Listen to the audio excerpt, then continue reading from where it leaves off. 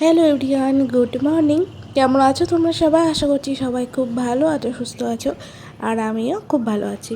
যদিও বা মনের দিক থেকে ভালো থাকলেও শরীরের দিক থেকে ভালো নেই, সেটা তোমরা আমার গলা শুনলেই বুঝতে পারবে।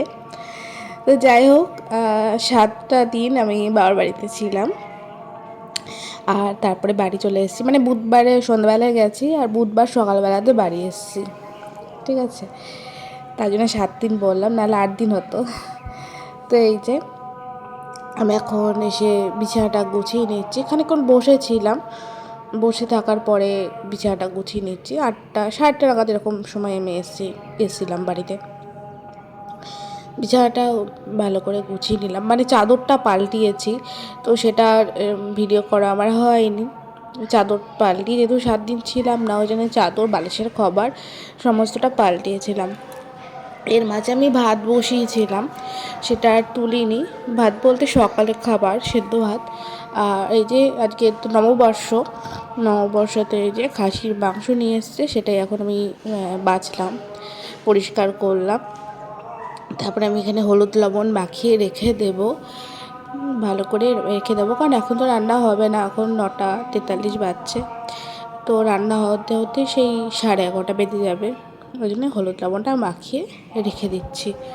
এই যে দেখো ভাত, ফেনা ভাতে প্রেশার কুকারে রান্না করা হয়। আর এইখানে আছে আলু সিদ্ধ, এটা শ্বশুরকে দেব, তারপর ঋষিকেও এখন আমি খাইয়ে দেবো, আর তারপরে আমিও খেয়ে নেব। তো সকালবেলাটা এইটাই হয়, বা কখনো আলুর সাথে পটল হোক, মিষ্টি কুমড়ো, কোনো কিছু করা হয়। এর মাঝে আমি স্নান করে নিয়েছিলাম, প্রচণ্ড গরম লাগছিল। আর আজকে ঠাকুরের সিংহাসনটা পরিষ্কার করেছি, এতদিন ধরে পরিষ্কার ছিল না। তো 3 বছর ধরে এখানে কোনো পুজো টুজো কিছুই হয়নি। এইসব ঠাকুরগুলো মানে রাখা ছিল, এগুলো আগাগোড়ায় পাতা হয়নি, মানে আগে জানি না কেউ পেতেছে নাকি। আমি এর আগেবার যখন ছিলাম তখন কিন্তু এই ঠাকুরগুলোকে পাতিনি। তো আজকে ভাবলাম যে না, এগুলো নিচে পেতে ফেলি। উপরেরগুলোতে পুজো হতো তখন, যখন আমি এবারে ছিলাম 3 বছর আগে। কিন্তু আবার এই 3 বছর পর হচ্ছিল না আসলে পরিষ্কার। সকালবেলায় স্নান হচ্ছিল না করা, শীতকালেও ছিল, হ্যাঁ, তার ধূপ ধুনো দেওয়া হতো, কিন্তু ঠাকুরের সিংহাসনটা যে পরিষ্কার করব সেটা না হচ্ছিল না। তো আজকে ফাইনালি করলাম, যে নতুন বছর, তার জন্য করলাম। ওখানে আমি আমের চাটনিটা বসিয়ে এখানে আমি আলু কাটতে বসেছি। আলু পেঁয়াজ এখানে আমি একটা একটা করে সমস্ত কেটে নেবো, মাঝে মাঝে নেড়ে দিচ্ছিলাম। ওদিকে আমি ভাতও বসিয়ে দিয়েছি। হ্যাঁ, মাঝে মাঝে না নাড়লে তো হবে না। আগে তো ওই বাড়ি থাকতে আমি চাকু দিয়েই করতাম, কিন্তু এত সবজি টবজি তো ওই জন্যে আমি বটি দিয়েই করি, সুবিধা হয়। চাকু দিয়ে একটু হলেও দেরি হয়ে যায়। দুজনের রান্না, বা দুজনের রান্না যদিও না, 4 জনের রান্না হতো ওখানে। 4 জনের রান্না তো ঠিক আছে, কিন্তু তোমার এতগুলো মানুষের রান্না বটি দিয়েই ভালো। হ্যাঁ, তো এইখানে দেখো সমস্তটা কেটে নিয়েছি আমি, আমার পরিমাণ মতন কেটেছি। জানি না কি মানে পরিমাণ ঠিক হয়েছে না ভুল হয়েছে। হ্যাঁ, তো এইদিকে আমি মাংসটাও বসিয়ে দিয়েছিলাম। মাংসটা আজকে একটু বেশি ঝোল করা হয়ে গেছিলো, যদি একটা তরকারি হবে ওই জন্য একটু স্বাদটা একটু 19-20 লাগছিলো। আর একটু হলে ভালো হতো, তবে আরেকটু মশলাটা দিতে হতো। মানে মাংসটা একদমই পাতলা হয়েছে, বা ঝোলটা ঝোলটা অনেকটা যেহেতু করা হয়েছে, যেহেতু একটা তরকারি, ওই জন্যে। তো ওইদিকে দুপুরে খাওয়া দাওয়ার পরে একটু শুয়েছিলাম, সবাইকে খেতে টেতে দেওয়ার পরে। আর এখন সন্ধেবেলা আমি জামা কাপড়গুলো তুলতে এসেছি, জামা কাপড়গুলো এখন আমি তুলে নেব। সকালবেলাতে এগুলো আমার বরই ধুয়ে দিয়েছিল, আমি আজকে কোনো কিছুই ধুইনি। তো এগুলো বর ধুয়ে দিয়েছিল, আমার তুলতে আসা হয়নি, খেয়াল ছিল না। আসলে 1 সপ্তাহ বাড়িতে না থাকলে যা হয় আর কি, বুঝতেই পারছো। যেহেতু বাড়িতে ছিলাম না, বাবা বাড়িতে একটু রেস্টেই ছিলাম। আর শরীরটা এর আগের সপ্তাহে তো আমার প্রচণ্ড খারাপ হয়েছিল, প্রচণ্ড জ্বর ছাড়ছিল না, মাথা ব্যথা, ছেলেরও শরীর খারাপ হয়েছিল। হ্যাঁ, এরকমই হচ্ছে আমার এই সপ্তাহতে শরীর খারাপ করছে। তো অনেক দিন পর, 2 দিন পরে ব্লগটা দিচ্ছি। ব্লগটা তোমার শর্টে দেখতে পেয়েছো অনেকেই, তবে ব্লগ হিসেবে দেওয়া হয়নি। তো আজকে মানে অনেক দিন ধরে তেল দেবো করে প্রচণ্ড জট হয়ে যাচ্ছিল। আজ ফাইনালি তেল দিয়েছি, সেটা তোলা হয়নি। তেল দিয়ে এই যে আমি চুলটা বেনি করে নিয়েছি। চুল উঠে উঠে চুল একদম শেষ হয়ে গেছে, মানে কিচ্ছু নেই মাথায় আর চুল।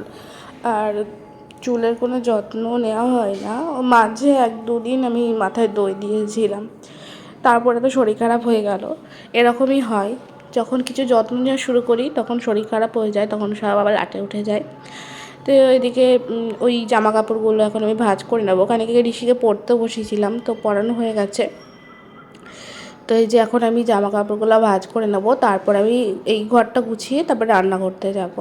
তো তার আগে ভাবলাম যে না, জামা কাপড়গুলো ভাঁজ করে জায়গায় রেখে দিই। আর দুপুরে যেহেতু শুয়েছিলাম, বিছানা তো অগোছালো আছে, সেটাও এখন আমি গুছিয়ে নেব। তা মামা বাড়িতে যেহেতু পুজো ছিল, সেই উপলক্ষে যাওয়া হয়েছিল সন্ন্যাসতে। তোমরা এটাকে হয়তো ভিডিও অনেক শর্টে দেখতে পারো, কেউ দেখে থাকলে বুঝতে পারবে। তো বাড়িতে পুজো ছিল, তারপরে নীলের পুজো ছিল, নীল ষষ্ঠী। তো সেটারও উপোস করেছিলাম। তো ওই জন্যে আরও ওইখানে থাকা, তার মধ্যে ঋষিরও ভেবেছিলাম যে কদিন তো ছুটি থাকবে, নীল পুজো, চড়ক, পয়লা বৈশাখ। তো এই জন্যে আরও ভেবেছিলাম যে 2 দিন থেকে আসবো, যেহেতু শরীরটা ভালো যাচ্ছে না, একটুখানি রেস্ট দরকার ছিল। কিন্তু বাড়ি আসার পরে ওখানে তো ভালোই ছিলাম, বাড়ি আসার পরে এই যে আবার শরীর খারাপ করছে। মানে 15 তারিখে ব্লগটা করা, 18 তারিখ নাগাদ আমার আবার শরীর খারাপ করছে। হ্যাঁ, মানে ঠান্ডা, গলা ব্যথা, ঠান্ডা লেগেছে, চোখে প্রবলেম হচ্ছে, চোখে ব্যথা হচ্ছে, তো অনেক রকম প্রবলেম হচ্ছে। শরীর খারাপ জানি না কেন পেছন ছাড়ছে না, এরকমটা হচ্ছে। আগে এতটা শরীর খারাপ হতোই না, জ্বর টর এসব আসতো না, মানে বছরে হয়তো একবার, তাও আসতো না কি সন্দেহ। ওই মাসে বা বছরে 2বার কি 3বার এরকম ঠান্ডা লাগতো, এরকমটা হতো, ঠান্ডা লাগাটা এরকমটা হতো। কিন্তু আমার জ্বর টর এসব কিছু অত আসতোই না। কিন্তু খাটাখাটনি হচ্ছে, সেটাও একটা ব্যাপার, যে ওই বাড়ি খাটাখাটনিটা আলাদা ছিল, এই বাড়ি খাটাখাটনিটা আলাদা। এই যে আমার ঘরটা গুছিয়ে নিলাম, আর এইগুলো ধরো আজকে এসছি, আজকে দেখো কতগুলো কিছু আগের ছিল, বর তো কেচে দিয়েছিল ওদেরগুলো, আর কিছু এই যে দেখো বিছনা চাদর মাদরও পাল্টালাম, আগেকার ছেড়ে গেছিলাম সেগুলো, মানে যেগুলো পরেছিলাম সেগুলো তো ছেড়ে গেছিলাম সেগুলো, হ্যাঁ। আর এখন আজকে যেগুলো পরে আসলাম সেগুলো, তারপরে আবার স্নান করার আগে একটা পরে ফেলেছিলাম, ওই জামাটা ছেড়ে জামা পরেছিলাম, আবার স্নান করার পরে একটা পরেছি, মানে ভুল হয়ে গেছে আমার। আসলে যে জামাটা আমি বাবা বাড়ি থেকে পরে এসেছিলাম সেটা পরেই থাকতাম, আবার একটা পরে নিয়েছিলাম। তারপরে ভাবলাম যে স্নান করে নিই, এবার স্নান করার আগে যেহেতু অন্য জামা পরা হয়ে গেছে, সেই জামাটা স্নান করার পরে পরবো কী করে, ওই জন্য আর পরতে পারিনি। আবার সেই জামাটা বেকার আমাকে করতে হলো, তো ওটা ধুয়ে দিয়েছিলাম। তো এই যে বাবার বাড়িতে তো বেশ শান্তি, শুয়ে বসে খেয়ে, কার কার হয় বলো, শুয়ে বসে খেয়ে বেশ ঘুমিয়ে শান্তি, সব থেকে বড়ো কথা। খাওয়া তো আমি এখানেও খেতে পারি, খাই নিজের থেকে যেটুকু নিই, যেটুকু যখন যেরকম খেতে পাই তখন সেরকম খাই। খাওয়াটা তো বড় কথা না, বড় কথা হলো ঘুমটা ঘুমটা যেটা এখানে হয় না, যেহেতু ছেলের পড়াও থাকে, সকালবেলাতে ভোরবেলাতে উঠতে হয় 6টার সময়। ওই বাড়িতেও উঠতে হতো, ওই বাড়িতেও কখনো আবার 6:45 থেকে 7টায় উঠতাম। আগে তো মাঝে তো 5টাতেও উঠতাম, 5টা 5:30, তারপরে এই রুটিনটা চেঞ্জ করলাম, তখন আবার একটু চেঞ্জ হলো, 6:30 কি 7টার মধ্যে উঠতাম, তারপর রান্না করতাম। ওই বাড়িতে অনেক দৌড়ঝাঁপ যেত, ঋষিকে স্কুলে দিয়ে আসা, পড়তে দিয়ে আসা, বাজার হাট করা, এগুলো হতো। ও বাড়িতেও হতো না তা না, আবার পড়ানো, সব কিছু একলা হাতে করা, একটা বাচ্চা থাকলে তো সেটার উপর একটা ধকল আছেই। কিন্তু এই বাড়িতে তো আছেই, চাপ আছে। এ বাড়িতে আমাকে পড়তে, স্কুলে দিয়ে আসতে, এসব তো কিছু করতে হয় না, কিন্তু বাড়ির চাপটা বেশি। তো এখানে আমি দেখো রুটি করে নেবো, এখানে আমার 21 কি 22টা রুটি হবে আজকে। তো রুটি একটা একটা করে ভেজে নেব। তার মধ্যে আমার ফোনের চার্জ ছিল না, আমি এই জন্য আর কিছু তোমার সাথে শেয়ার করতে পারিনি। আমার বড় চলে এসছে, দেরি হয়ে গেছিলো। দেরি বলতে আমি 8:30টার, আসলে দিয়ে 15টার পর আমি রুটি করতে এসেছি। অন্যদিন 8:30টার সময় এসে তরকারি কাটি, 8:30 থেকে 10টার মধ্যে আমার হয়ে যায়, 1.5 ঘন্টা সময় আমার লাগে তরকারি কেটে রুটিটা করতে, 1.5 ঘন্টার মধ্যে হয়ে যায়। কিন্তু আজকে আসলে দেরি হয়েছে, দিয়ে 10টা 15 এরকম বেজে গেছিলো রুটি শেষ হতে হতে।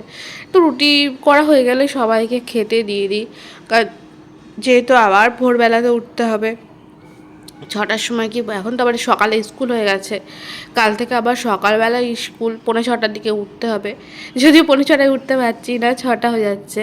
তবে বাড়িতে আসার পর আমরা ঘুমিয়ে যাই, 11টার পর আমরা ঘুমিয়ে যাই, যেটা ওখানে হতো না, 1টা হয়ে যেত। 12টার পর তো ঘুম মানে শুতাম, তারপর ওই করতে করতে 12:30টাকে 1টা হয়ে যেত। এখানে আবার শুয়ে পড়ি 11টা কি 11:30টার মধ্যে। 11টার সময় শুতে আসলে 11:30টার মধ্যে ঘুমিয়ে যায়, আর 11:45টার দিকে শুতে আসলে 11টার মধ্যে ঘুমিয়ে যায়। মানে যত তাড়াতাড়ি ঘুমাতে পারি তাহলে উঠতে পারি সকালবেলায়, আবার তো সে দুপুরবেলায় ঘুমাতে পারবো। যতক্ষণ জেগে থাকবো এতক্ষণ কাজ। তো এই দেখে দেখো রুটি আর আলু চচ্চড়ি হয়ে গেছে, এটা বাবাকে দিয়ে দেবো আগে। তো চলো বন্ধুরা, আজকে মতো tata, bye bye, good night.